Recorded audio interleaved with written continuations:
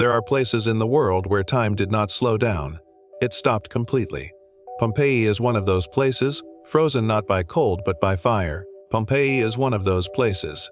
A city that was alive one morning and buried by nightfall, erased in hours and preserved for 2,000 years. Preserved so perfectly beneath its volcanic shroud that when archaeologists finally broke through, they found not ruins but a world. Intact, immediate, and breathing. A world of bread still in the oven, graffiti still on the walls, the last meal still on the table, ordinary life interrupted mid-sentence. Dogs still chained by their doors, families still huddled in the corners of rooms where they sheltered. Life arrested at its final, desperate second. A city of approximately 11,000 people, going about the ordinary business of an ordinary August morning, unaware that the day had already been chosen by the mountain, with no idea that the mountain they had always lived beneath, the mountain they farmed, admired, and never feared, was about to change everything. That mountain was Vesuvius, and on the 24th of August in the year 79 AD, it woke up, and the world it woke into would never be the same. To understand what happened to Pompeii, you must first understand what Pompeii was: not a village, not a backwater, but a thriving city at the center of Roman life. It was a prosperous, sophisticated, deeply Roman city on the Bay of Naples, with paved streets worn smooth by centuries, a bustling forum, and 2 theaters cut into the hillside. An amphitheater that held 20,000 spectators, multiple bathhouses steaming in the morning air, and temples to a dozen gods lining the sacred quarter of the forum. Hundreds of shops and taverns lining every street, and private homes ranging from humble street front rooms to magnificent multi-courtyard estates painted floor to ceiling with vivid frescoes. Its origins stretched back to at least the 6th century BC, when the Oscans, an Italic people of the Campania region, first built their settlement on this volcanic plateau above the Sarno River. The Greeks had settlements nearby at Cumae and Naples. The Etruscans had shaped the region. The Samnites controlled Pompeii for centuries before Rome arrived, each culture leaving its mark on the city's bones. By the 3rd century BC, Roman conquest of Campania brought Pompeii into the Roman orbit, and the city began its transformation into the prosperous municipium it would become. By the 1st century AD, Pompeii was thoroughly, comfortably, and proudly Roman, a self-governing municipium with elected magistrates, civic institutions, and its own distinct character. That character was shaped by commerce. Pompeii sat at the mouth of the Sarno River, giving it access to rich inland agricultural regions, and its harbor made it a trading center of real Mediterranean importance. Wine and olive oil from the surrounding Campanian countryside flowed through Pompeii to markets across the Mediterranean. The city a vital node in the empire's commercial bloodstream, the region was famous for its fish sauce, garum, the fermented condiment that was to the Roman world what soy sauce is to East Asian cooking, and Pompeian garum was considered the finest in the empire. Wool processing was a major industry, and banking, money lending, and trade of every description filled the commercial life of a city that never seemed to stop doing business. The streets of Pompeii were busy, noisy, and surprisingly modern in certain respects, a city whose urban infrastructure would not embarrass a sophisticated town of any era. The city had a sophisticated water distribution system fed by the Great Aqua Augusta Aqueduct, supplying public fountains at street corners, the bathhouses, and the private homes of the wealthy without interruption. The streets were paved with large irregular volcanic stone blocks worn smooth by centuries of foot traffic and cart wheels. The grooves of wheel ruts still visible in the stone today. Raised stepping stones allowed pedestrians to cross streets without stepping down into the gutters where water, animal waste, and the refuse of daily life flowed freely. The sidewalks were lined with shops, their wide fronts open to the street by day, sealed with wooden shutters at night, selling everything a city of 11,000 could want or need. The people of Pompeii left traces of themselves everywhere, on the walls of houses, shops, and public buildings, in an unending conversation written in red and black paint. Political slogans endorsed candidates for local office. Lovers declared their feelings for all to read. Gladiators advertised their upcoming bouts in bold painted letters beside the amphitheater gates. One inscription found near a tavern reads simply, I am amazed, O wall, that you have not collapsed, having to bear the weight of so much tedious writing. The city was alive with human voice in every register. Pompeii's social life was rich and deeply stratified. A hierarchy as visible in architecture as in law. At the top were the decurions, the propertied local aristocracy who served on the town council and held the magistracies that kept the city's civic machinery running smoothly. Below them were the merchants, craftsmen, and tradespeople who formed the economic backbone of the city. Ambitious, often prosperous, deeply proud of their trades. Freedmen, former slaves who had been granted legal freedom, were a significant and often prosperous element of Pompeian society, some reveling the old aristocracy in wealth, if not in social standing. Slaves formed the lowest stratum, working in households, workshops, bakeries, farms, and wealthy homes in every capacity from skilled secretary to unskilled laborer. The city's population was diverse in origin, Italian, Greek, North African, Middle Eastern, reflecting the cosmopolitan reality of a Roman Mediterranean world in which people moved constantly and freely. The amphitheater was the beating heart of popular entertainment. Built around 70 BC, it is one of the oldest surviving Roman amphitheaters in the entire ancient world. Gladiatorial games were held here, great public spectacles combining athletic competition, theatrical violence, and civic ritual in ways that defined the Roman experience of community. A riot in the amphitheater in 59 AD, between Pompeians and visitors from New Syria, became famous enough to be recorded by Tacitus and depicted in a fresco found preserved on a Pompeian wall. The bathhouses were central to daily life. At least 3 large public bath complexes serving a population that treated bathing not as hygiene, but as the social foundation of the day. Bathing in Rome was not merely hygiene. It was a social activity, a business venue, a place of gossip and philosophy, where all citizens regardless of wealth shared the same warm rooms. The religious life of Pompeii was as diverse as its population. Temples to Jupiter, Juno, and Minerva at the forum's head anchoring the official state religion of Rome. The Egyptian goddess Isis had a particularly powerful following in Pompeii. Her temple, one of the most elaborately decorated religious buildings in the city, its walls blazing with color. The worship of Isis reflected the cosmopolitan religious marketplace of the Roman Empire, in which cults from across the known world competed for devotees in every city of the Mediterranean. And then there was the mountain.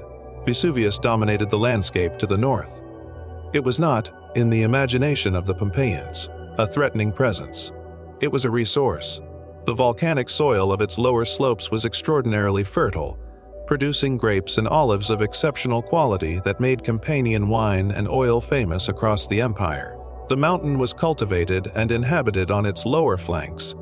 Villas and farms dotting the landscape between Pompeii and the mountain's base, treating its slopes like any other pleasant hillside.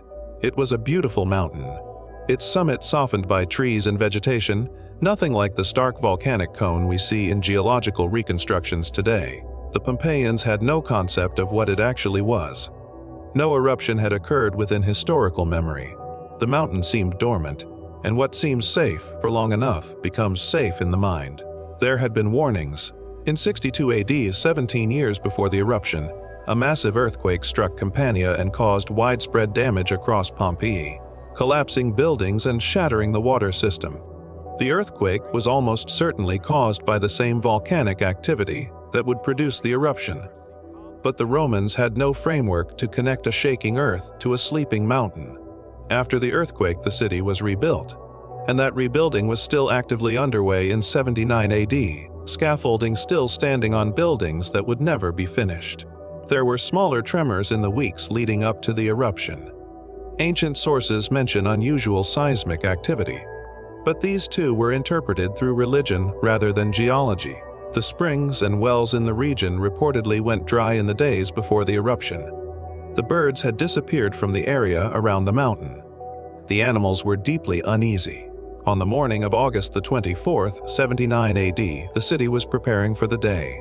Shops were opening. Bread was baking. The fountains at the street corners were flowing freely with clean water. People were buying and selling, greeting neighbors, arguing about politics and gladiators. Some were already at the bathhouses. Some were at the forum conducting the morning's business. Children were at their lessons. The wealthy were attended by their slaves in the morning ritual. The city was fully, entirely, completely alive, right up to the moment it was not, At approximately 1 o'clock in the afternoon, Vesuvius erupted, and the ordinary world of Pompeii ended in an instant.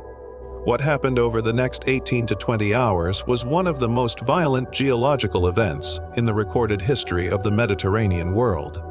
A catastrophe without precedent in living memory. The eruption of 79 AD was what geologists call a Plinian eruption, named, with terrible irony, after Pliny the Younger, whose letters describing it became the foundation of modern volcanology.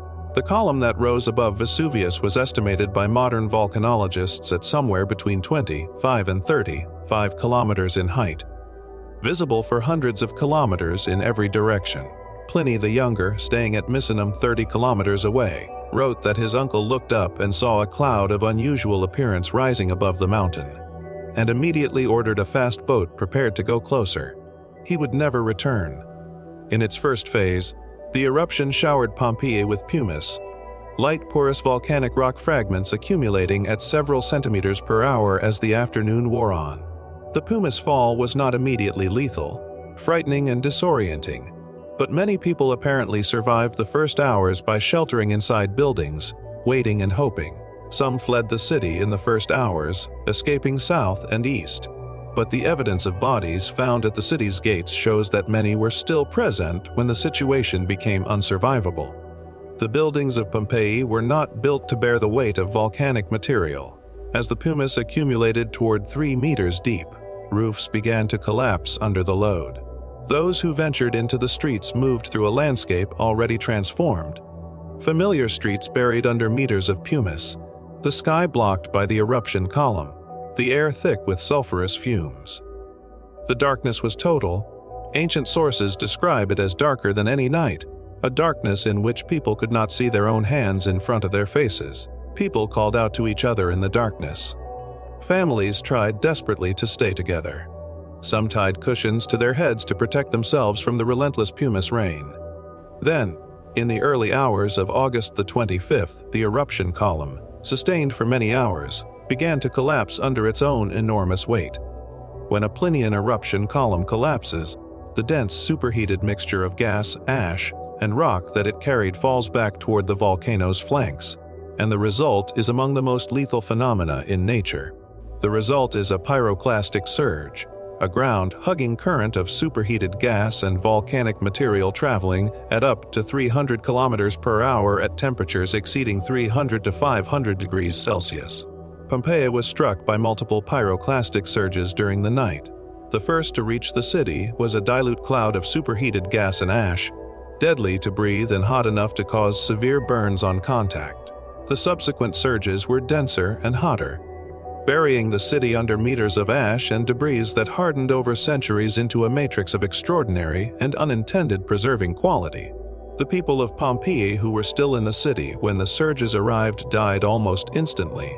Forensic analysis of the skeletal remains and body casts confirming death within fractions of a second from extreme thermal shock.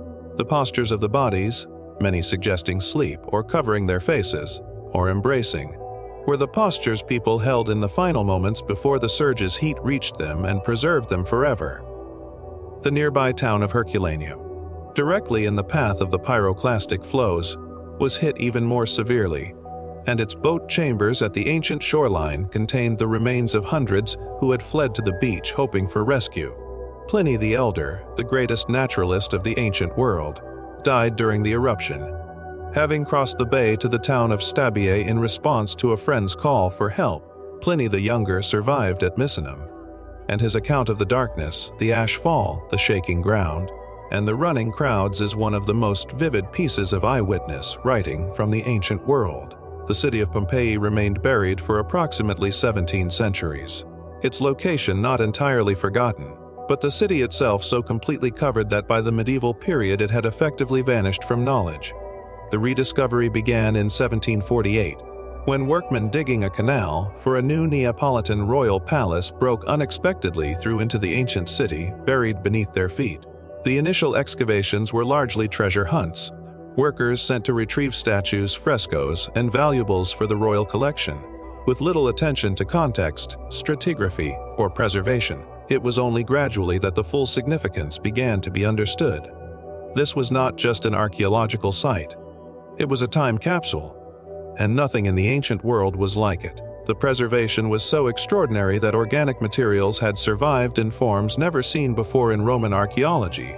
Food in vessels, wooden furniture, textiles, even the colors of frescoes. The technique of making body casts was developed in 1863 by Giuseppe Fiorelli, who recognized that the voids left in the hardened ash could be filled with liquid plaster to recreate the three-dimensional forms of Pompeii's last moments. The results were devastating in their immediacy. A mother and child clutching each other, a man covering his face with his cloak, a dog twisted in its death agony still chained to its post. These casts remain among the most powerful and disturbing objects in all of archaeology. Not representations of the dead, but their actual final postures, captured and held forever in volcanic stone. Excavations at Pompeii have continued for more than 2.5 centuries, with varying scientific rigor, and with public fascination that has never diminished from the day of the first discovery. Approximately 2/3 of the city has been excavated. The remaining third is still underground, deliberately left there, preserved for future archaeologists with better tools than ours. The Great Pompeii Project, launched in 2012, has applied ground-penetrating radar 3D scanning, DNA analysis, and chemical analysis of food residues, producing discoveries that have revised our understanding of the city. Among the recent discoveries, a fast food thermopolium with its food containers still in place, analysis revealing a menu of duck, pig, goat, fish, and snails still present in the ancient vessels, an inscription using a Latin word for September in a form standardized only after the traditionally assigned eruption date suggests the eruption may have occurred in October rather than August, potentially rewriting every textbook. What makes Pompeii uniquely important in the history of archaeology is not any single discovery, but the totality, the completeness that allows us to understand a Roman city as a living organism. Pompeii is the only place in the ancient world where we can read the menu of a specific restaurant, identify the graffiti of a specific person on a specific wall, and see the food being prepared in a specific kitchen on a specific day. The only place where we can see the names of candidates competing for civic office in a specific election. History not from above, from emperors and generals, but from the ground, from the street level up. The philosophical and emotional weight of Pompeii is impossible to fully articulate. Standing in those streets in the afternoon light, with the shadow of Vesuvius visible on the northern horizon, the feeling is unlike anything else in archaeological experience. The people of Pompeii are not remote. They are not abstractions. They are present in a way that the inhabitants of most ancient cities are not, because their world was not slowly taken apart by time, but stopped and preserved. The last day of Pompeii was not a day of special significance to its inhabitants as it began. It was an ordinary day. The bread was baking. The streets were filling. The mountain to the north was, as it always was, simply there. What Vesuvius took from Pompeii on that August afternoon was enormous. 11,000 lives, an entire urban world built over 6 centuries, a community of memory and meaning. What it gave back, unintentionally after 17 centuries of burial, was something that no other Roman city can offer itself: intact, readable, breathing. Pompeii is not simply an archaeological site. It is an argument about mortality and preservation, about the accident of survival that determines so much of what we know about the human past. The people who died there did not die to teach us anything. They died in terror, in darkness, in the middle of their lives. But the manner of their death preserved them in a way that no deliberate act of commemoration could have achieved. The city was frozen in time. But the time it was frozen in was not its end. It was its middle, a city in the middle of its existence, in the middle of its day, in the middle of its life. They will not return, but we can go to them. The ash is still there. The mountain is still there, and the people of Pompeii, in the most literal sense possible, are still there too, frozen in their last morning, present still.